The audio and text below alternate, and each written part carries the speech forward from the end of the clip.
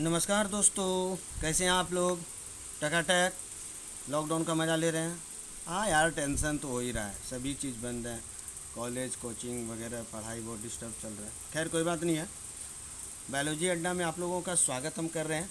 और अभी आज जो हम आपके सामने ये वीडियो बना रहे हैं, ये क्लास 11 के लिए, ठीक है, क्लास 11 के स्टूडेंट्स के लिए है। और इसमें हम बायोलॉजी का चैप्टर नंबर 10 शुरू कर रहे हैं, अध्याय 10। ठीक है, तो अध्याय 10 में आपका जो है वो है कोशिका चक्र और कोशिका विभाजन, cell cycle and cell division.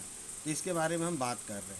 तो हम आप यहाँ पर एक ज़बरदस्त स्लोगन लिखने वाले हैं, ज़रा इसको ध्यान से।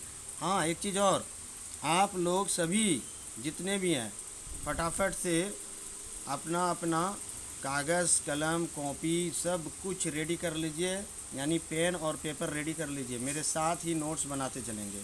इंतज़ार नहीं करना है कि बाद में कर लेंगे, ये वो समय बिल्कुल नहीं है, इसलिए साथ साथ में। ठीक है, चलिए आगे बढ़ते हैं। एक यहाँ पर हम स्लोगन आपको समझाने वाले हैं, ठीक है। जो हम बोलेंगे वो पहले लिख भी रहे हैं, साथ साथ में आप लोग भी लिखिएगा। क्या कहा जा रहा है? कहा जा रहा है ये कि सभी, नोट कर लीजिए, सभी जीव चाहे सभी जीव चाहे सबसे बड़ा ही सबसे बड़ा ही क्यों न हो, क्यों न हो, जीवन का प्रारंभ जीवन का प्रारंभ एक कोशिका से, जीवन का प्रारंभ एक कोशिका से करता है। ठीक है, क्या बोल रहा है? बोल रहा है कि चाहे जीव कोई भी कितना ही बड़ा क्यों ना हो, उनका जीवन का जो प्रारंभ होता है ना, वो एक कोशिका से होता है, सिंगल सेल से होता है। जैसे अगर हम मनुष्य की बात करें, ठीक है, हम एग्जांपल ले लेते हैं मनुष्य का। तो यहाँ पर अगर हम देखें, क्या देख रहे हैं, मान लो ये हमारे मेल और ये हमारे फीमेल, यानी दोनों पेरेंट हैं। ठीक है, तो मेल से जो गैमीट बनता है उसे हम मेल गैमीट, स्पर्म के नाम से जानते हैं। और फीमेल से जो गैमीट बनता है उसे हम अंडाणु यानी ओवम के नाम से जानते हैं। ये शुक्राणु हो गया, ये अंडाणु हो गया, दोनों सिंगल सेल हैं। जब ये दोनों आपस में मिलते हैं, एक तीसरी कोशिका का निर्माण हो जाता है, जिसे हम जाइगोट यानी युग्मनज के नाम से जानते हैं। और यहीं से हमारा जीवन का शुरुआत हो जाता है, जाइगोट से ही। और जाइगोट से ही लिंग का निर्धारण भी हो जाता है, मतलब मेल होगा या फीमेल होगा, लड़का होगा या लड़की। तो यहाँ पर हम क्या है, एक कोशिका ही तो हैं। तो कहा जा रहा है कि चाहे जीव कितना ही बड़ा क्यों ना हो, उसका जीवन का प्रारंभ एक कोशिका से होता है। ठीक है, अब आगे बढ़ते हैं कि यह कोशिका में चक्र किस प्रकार से चलता है और यह कोशिका विभाजित किस प्रकार से होती है, क्योंकि कोशिका के कोशिकांग के बारे में हम लोग पढ़ चुके हैं। ठीक, तो चलिए आगे बढ़ते हैं। एक हेडिंग करते हैं प्यारा सा, कोशिका का गुणधर्म। आप लोग भी नोट करिएगा, लिखिए कोशिका का गुण धर्म। आखिर मुख्य रूप से कोशिका का क्या गुण धर्म है? तो इसका भाई दो ही मुख्य गुण धर्म है। एक तो है वृद्धि करना, क्या है? एक है वृद्धि करना, ग्रोथ। ठीक है, और दूसरा जो गुण है वो है जनन करना। दूसरा गुण क्या है इसका? जनन, रिप्रोडक्शन, REPRODUCTION, रिप्रोडक्शन। तो कोशिका का जो गुण धर्म है वो हो गया एक वृद्धि करना और एक हो गया जनन करना, ग्रोथ और रिप्रोडक्शन। ठीक है, सब लोग साथ में लिख रहे हैं? वेरी गुड, साथ में लिखते चलिएगा। अब आ जाते हैं हम लोग मुख्य टॉपिक पर, बात करते हैं जो आपका हेडिंग है, कोशिका चक्र। कोशिका चक्र, कोशिका चक्र। इसको इंग्लिश में क्या बोलेंगे हम? Cell cycle, CELL cell, CYCLE cycle, cell cycle. देखते हैं क्या है। तो चलिए पहले परिभाषा को नोट कर लेते हैं। किसी कोशिका के, नोट कीजिए, किसी कोशिका के, किसी कोशिका के निर्माण से लेकर, किसी कोशिका के निर्माण से लेकर पुनः विभाजन द्वारा, पुनः विभाजन द्वारा कोशिका बनने की, कोशिका बनने की, पुनः विभाजन द्वारा कोशिका बनने की या बनने तक की, ठीक है, सभी प्रक्रिया को, सभी प्रक्रिया को, अरे प्रदीप प्रक्रिया बोल रहे हैं, प्रक्रिया, प्रोसेस, ये बकरिया लिख रहा है गधा, टिप लिखो ठीक से। हाँ, सभी प्रक्रिया को कोशिका चक्र कहते हैं, कोशिका चक्र कहते हैं, ठीक है। ए भाई बात बुझे कि नहीं, गड़बड़ा गया क्या है? देखिए एकदम समझाते हैं, एकदम टकाटक मक्खन की तरह चक चक चमकेगा, समझ जाइएगा, है कि नहीं? हैं, देखिए बड़ा विचित्र है। चैनल भी तो आपका नाम है बायोलॉजी अड्डा, है तो उसमें आएगा ना भाई कोई बुढ़ा, गजबे है। देखिए समझिए। हाँ, क्या बोला गया? किसी कोशिका के निर्माण से, लो मान लो ये कोशिका बन गया, तो हम इसको थोड़ा बड़ा कर देते, ये कोशिका बन गया, निर्माण हो गया, से लेकर इसके पुनः विभाजन, ये कोशिका था, अब ये अपने आप को इस तरह से डिवाइड कर लिया, एक कोशिका से दो कोशिका बन गया। तो किसी कोशिका के निर्माण से लेकर उसके पुनः विभाजन तक संतति कोशिका, ये संतति कोशिका हो गया, डॉटर सेल, हाँ, बनने तक की सभी प्रक्रिया, इसके अंदर में जो भी प्रोसेस हुआ, एक सेल से डॉटर सेल बनने तक जो भी क्रियाएं हुई, वो क्या क्या, अब देखो ये डॉटर सेल बना, अभी भी तो वही काम करेगा, फिर इसमें भी विभाजन होएगा, फिर इससे दो डॉटर सेल बनेंगे, फिर इसमें इसमें इसमें, ये चक्र चलते रहेगा, ठीक है। तो इस क्रिया को क्या कहते हैं? कोशिका चक्र कहेंगे। बुझ गए बात को? हाँ, बौखना नहीं रात को, झूठ मूठ का रात को फ़ोन कर देगा और हमको भी जो है जगाएगा, कोरोना दौड़ता है ना रात में, है, ठीक है। आगे बढ़ें। अरे यार वेरी गुड, तुम लोग अच्छे से समझ रहे हो, ठीक है, मज़ा आ रहा है, वाह, ठीक है। नाम भी तो है, गजबे है। क्या नाम है? गजबे है। जोर से बोलो एक बार, गजबे है, वेरी गुड। आइए कोशिका चक्र में अब देखते हैं कि कौन कौन सी घटनाएं यानी प्रक्रियाएं होती है।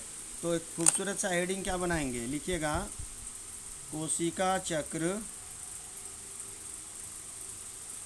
कोशिका चक्र में होने वाली, देखो हम जिस तरह से जैसे जैसे लिखते हैं ना, उसी तरह से आप भी कॉपी पे लिखिएगा, होने वाली घटना, कोशिका चक्र में होने वाली घटना, क्या क्या घटनाएं हो रही है। घटना मतलब ये मत समझना कि मोटर और ट्रेन एक्सीडेंट कर गया, वो नहीं, जो जो घटनाएं मतलब एक कोशिका से दूसरी कोशिका बनने तक में जो भी विधि होती है उसे हम घटना से सूचित कर रहे हैं, ठीक।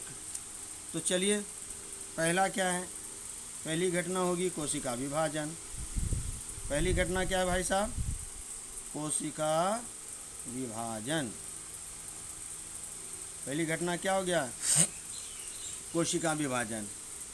दूसरी घटना जो होगी बहुत इम्पोर्टेंट है, कोशिका के केंद्र में पाया जाता है ना डीएनए, तो डीएनए का, एक डीएनए से दो डीएनए बनना, डीएनए का प्रतिकरण, प्रतिकरण, एक डीएनए से 2 डीएनए बनेंगे, इसी को कहते हैं रेप्लिकेशन, REPLICATION, रेप्लिकेशन। और तीसरा घटना जो है इम्पोर्टेंट लास्ट, कोशिका वृद्धि, कोशिका में ग्रोथ होएगा, फिर कोशिका ग्रोथ होगा तो फिर यही चीज को दोहराएगा, कोशिका वृद्धि। ये तीनों बातें चलते रहती है एक के बाद एक क्रम में। बैठो, बात करता है, देखो तुम लोग शांति से पढ़ेगा तो देश आगे बढ़ेगा, बात करता है। बैठो, बीच में खड़ा हो जाता है गधा कहीं का। हाँ, बीच में टपुर टपुर मत करो, बुझे कि नहीं, ठीक है। चलो आगे बढ़ते हैं। देखिए बच्चों, बहुत प्यारे बच्चों, शांति से देख रहा है, समझ रहा है, वाह हमारा बिहार आगे बढ़ेगा, वाह। चलिए बिहार को आगे ले चलते हैं। अब आगे मतलब नक्शा बना के आगे नहीं रखना है, उन्नति तरक्की के रास्ते में आगे बढ़ना है। आप लोगों से बिहार आगे बढ़ेगा। अरे मरंग गधा, बाप लोगों से तो हम लोग बढ़ गए, अब आप लोगों से बिहार आगे बढ़ेगा, बात पूछता है, बीच में बोल देता है। चलो आगे देखो क्या होने वाला है। हेडिंग कर लो भाई, भाइयों बहनों, हेडिंग कर लो। कोशिका चक्र की अवस्था, कोशिका चक्र की अवस्था, कोशिका चक्र की अवस्था, अंग्रेजियत में लिखेंगे phase of cell cycle, phase of cell cycle. तो मुख्य रूप से 2 अवस्थाएं होती है, टक से लिख लो, टक टकाटक करके हम यहाँ पर इस तरह से बना दे रहे हैं। मुख्य कितनी अवस्थाएं हैं? 2। एक को हम कहते हैं अंतरावस्था, क्या बोलेंगे भैया? अंतरावस्था। और दूसरे को क्या बोलेंगे? एम अवस्था, ठीक है, एम अवस्था। अंतरावस्था का इंग्लिश में हम किसको बोलेंगे? Interface, INTER, inter, PHASE, phase, समझ गए। और एम अवस्था को बोलेंगे mitotic, mitotic phase, PHASE phase. Note कर लिए सब लोग? हाँ, गुड। तो कोशिका चक्र की कितनी अवस्थाएं हो गई? मेरे साथ बोलिए, कोशिका चक्र की कितनी अवस्थाएं हो गई? 2 अवस्था। कौन कौन? अंतरावस्था और एम अवस्था। अगर इंग्लिश में बोले तो इंटरफेज और माइटोटिक फेज। बात बुझ गए? चलिए, वेरी गुड। देखो हम पेज पलट रहे हैं, आप लोग भी ज़रा ध्यान से देखिएगा, समझिएगा। तो हम लोग ना पहले अब इंटरफेस के बारे में बात कर लेते हैं कि ये इंटरफेस है क्या चीज़, ठीक है। चलो आगे बढ़ाते हैं अपने टमटम को, धीरे धीरे प्यार से अपने टमटम को आगे बढ़ाइए। वाह, चल मेरे धन्नो। तो हेडिंग क्या करेंगे भाई? इंटरफेज। हेडिंग लिख लीजिए, इंटरफेज, अंतरावस्था, अंतरावस्था। और इसको लिखेंगे इंग्लिश में इंटरफेज, इंटरफेज, ठीक है। इसी को हम विश्रामावस्था भी कहते हैं। इसे हम विश्रामावस्था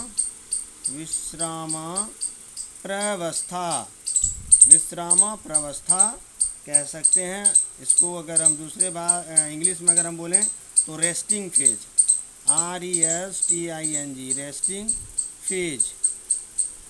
देखो हम ना ये वीडियो आम के बगीचे में बैठ के बना रहे हैं, तो अगल बगल से प्राकृतिक साउंड भी सुनाई दे रहा होगा, और वो एकदम बिजी है। हम देख रहे हैं आम के टहनी पर पूरा गिल्लू, महादेवी वर्मा ने लिखा था ना, गिल्लू, गिलहरी, स्क्वायरल, तो उसी का साउंड है ये। अगर आवाज़ आ रही है तो चलिए। और इसके बारे में, इंटरफेज के बारे में एक बात और कहा जा रहा है। क्या कहा जा रहा है पता है? क्या कहा जा रहा है? यह कहा जा रहा है, नोट करिएगा, longest phase of cell cycle, longest phase of cell cycle. यानी कोशिका चक्र का अंतरावस्था सबसे लंबी अवस्था है। ओके, तो चलिए थोड़ा सा इसको शब्दों में ढालते हैं। लिखिए, यह एक कोशिका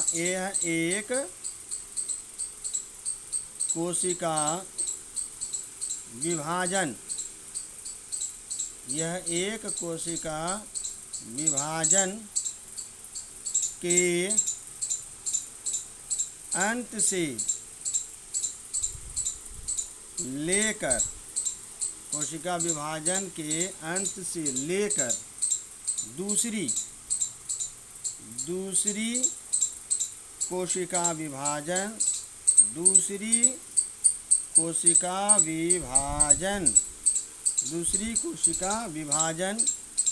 के शुरू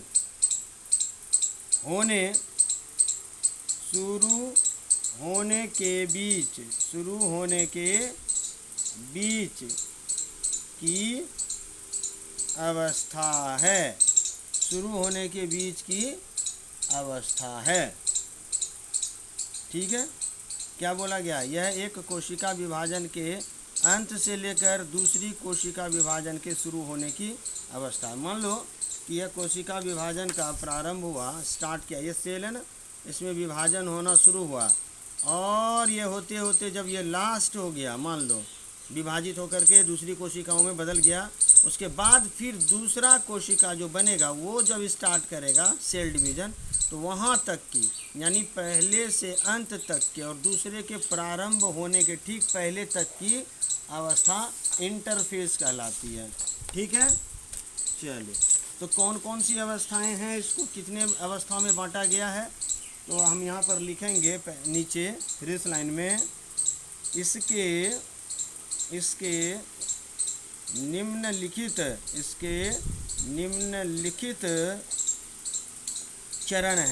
निम्नलिखित चरण हैं। कौन कौन सा चरण है?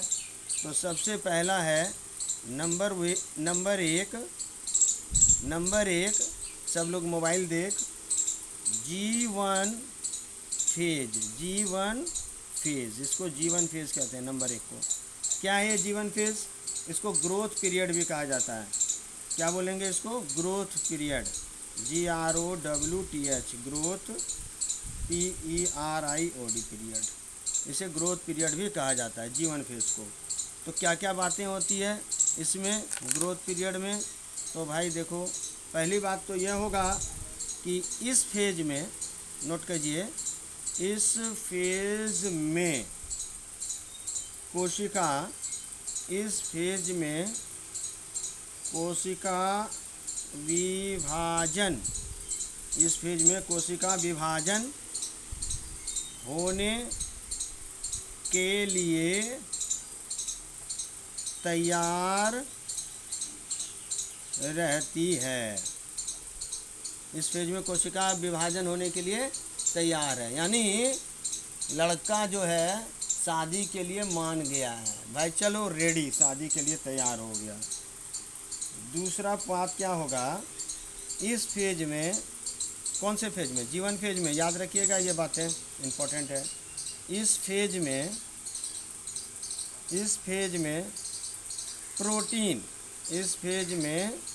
प्रोटीन एवं RNA, राइबोन्यूक्लिक एसिड का निर्माण होता है। ठीक है, ये दो बातें मुख्य रूप से G1 फेज में होता है कि भाई कोशिका रेडी हो गया विभाजित होने के लिए, और उसी फेज में, G1 फेज में, प्रोटीन और RNA का भी निर्माण होता है। क्लियर है बात? सेकेंड, यानी दूसरा जो फेज आता है,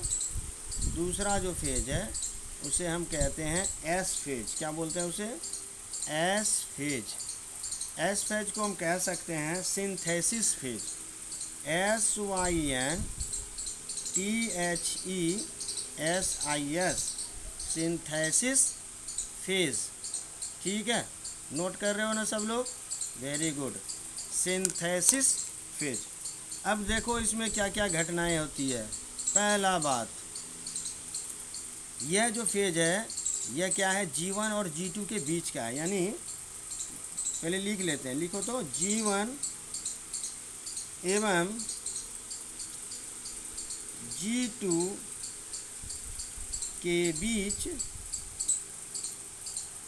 का फेज है। G1 और G2 का फेज का मतलब समझो, हम यहाँ पर समझा रहे हैं इसी पेज में। मान लो कोशिका का विभाजन G1 से लेकर G2 के बीच में होता है, यहाँ से यहाँ तक आना है। इसके बीच में एक और अवस्था आ जाती है यहाँ से आने के क्रम में, जिसको एस फेज कहा गया, एस फेज।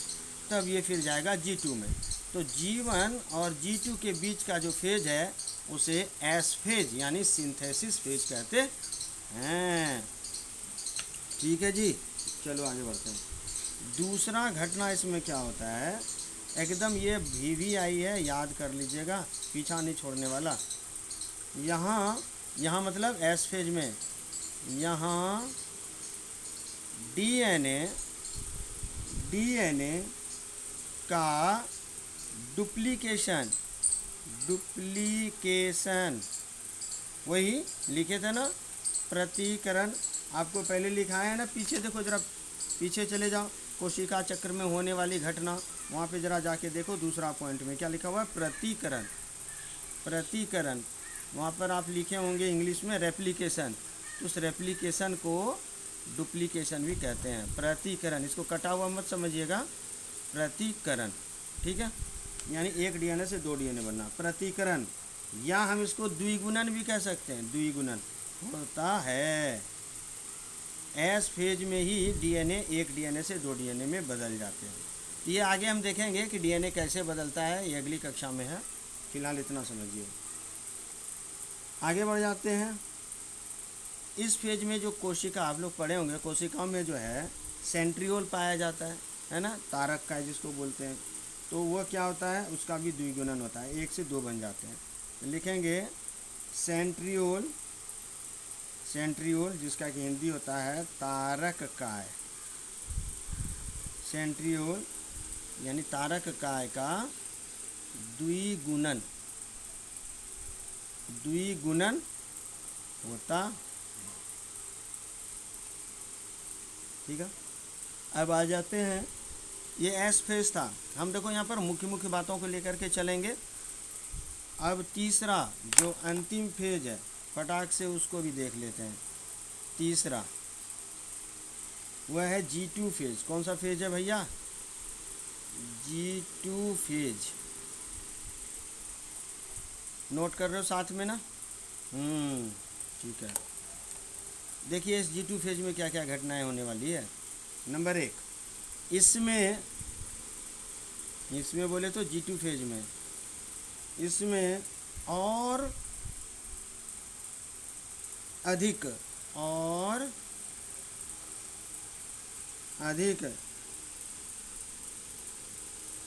कोशिका वृद्धि का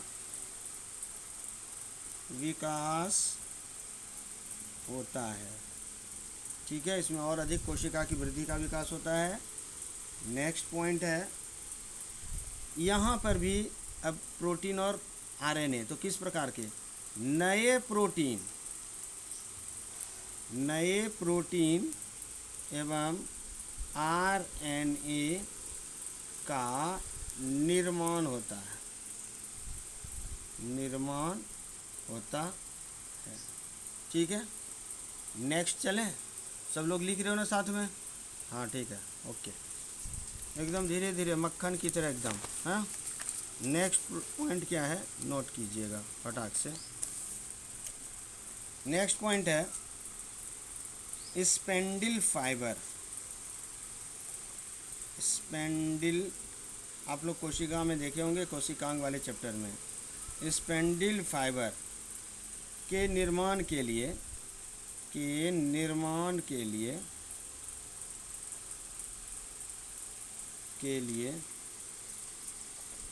आवश्यक प्रोटीन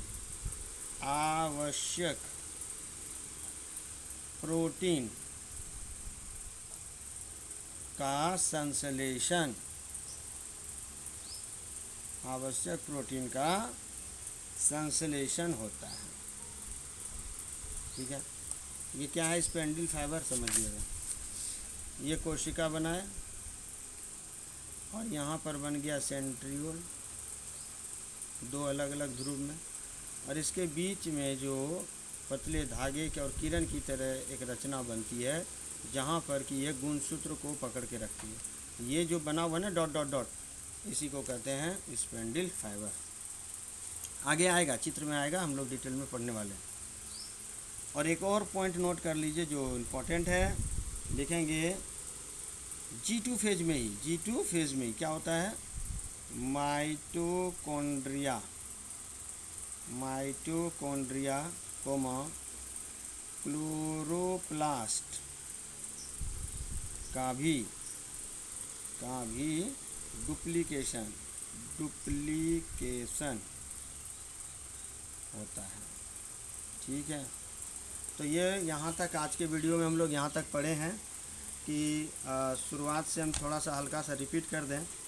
कोशिका चक्र और कोशिका विभाजन ये आपका चैप्टर है, जिसमें कि कोशिका के बारे में जाना गया कि भाई कोई भी जीव हो, चाहे बड़ा छोटा क्यों ना हो, सभी का जो है जन्म एक कोशिका से होता है। कोशिका का गुणधर्म है वृद्धि और जनन। कोशिका के चक्र में कहा गया है परिभाषा में कि किसी कोशिका के निर्माण से लेकर पुनः विभाजन द्वारा संतति कोशिका बनने तक की सभी प्रक्रिया को कोशिका चक्र कहते हैं। क्लियर है बात। और कोशिका चक्र में 3 घटनाएं मुख्य रूप से होती है। नंबर 1, कोशिका का विभाजन होता है, डीएनए का रेप्लिकेशन यानी प्रतिकरण यानी द्विगुणन होता है, और कोशिका की वृद्धि होती है। ठीक है, पीछे से आप देखिए। फिर को बोला गया कोशिका चक्र की कितनी अवस्थाएं, तो 2 मुख्य अवस्थाएं हैं, एक है अंतरावस्था और एक है एम अवस्था। अंतरावस्था को इंटरफेज और एम अवस्था को माइटोटिक फेज कहते हैं। अंतरावस्था ही रेस्टिंग फेज कहलाता है और यह कोशिका चक्र का सबसे लंबा अवस्था है।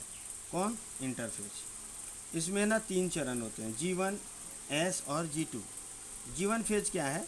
इसमें कोशिका रेडी हो जाती है, तैयार हो जाती है डिवाइड होने के लिए, विभाजन होने के लिए, और इसी अवस्था में प्रोटीन और आरएनए भी बनते हैं। एस फेज में क्या है? यह जो है एस फेज G1 और G2 के बीच का अवस्था है, जिसमें कि डीएनए का रेप्लिकेशन होता है। ठीक है, इसमें डीएनए का रेप्लिकेशन होता है। और अगर हम बोलें तो इसी अवस्था में सेंट्रियोल का द्विगुणन भी होता है। G2 फेज में देखो क्या होता है, इसमें और अधिक कोशिका का विकास हो जाता है, नए तरह का प्रोटीन और आरएनए का निर्माण होता है, स्पेंडिल फाइबर भी बन जाते हैं, और माइटोकॉन्ड्रिया क्लोरोप्लास्ट का भी डुप्लीकेशन हो जाता है, यानी दुगुना बन जाता है। तो आज के वीडियो में यहाँ तक ही। इसके बाद हम नेक्स्ट वीडियो में आगे बढ़ेंगे, एम फेज के बारे में बात करेंगे। ठीक है, तो चैनल को सब्सक्राइब कर लीजिए और अपने ग्रुप में सभी को भेज दीजिए। सभी लोगों को कहिए कि ये चैनल को सब्सक्राइब कर ले, ताकि, और उसके बाद बेल आइकन दबाइए। जो बोला जाता है यूट्यूब में वगैरह वगैरह उतना हमें नहीं पता। बेल आइकन दबाने से क्या होता है कि हम जैसे वीडियो डालेंगे तो आपको नोटिफिकेशन आ जाएगा। और लोगों को शेयर भी कीजिए, अगर अच्छा लगे तो ज़रूर शेयर कीजिए। फिर मिलते हैं नेक्स्ट वीडियो में। तो फिर आपका बायोलॉजी अड्डा में स्वागत करेंगे। जाते जाते फिर से बायोलॉजी अड्डा में आपका स्वागत है। और फिर एक बार ज़ोर से बोलिए, गजबे है। बुझे कि नहीं? Okay, bye bye.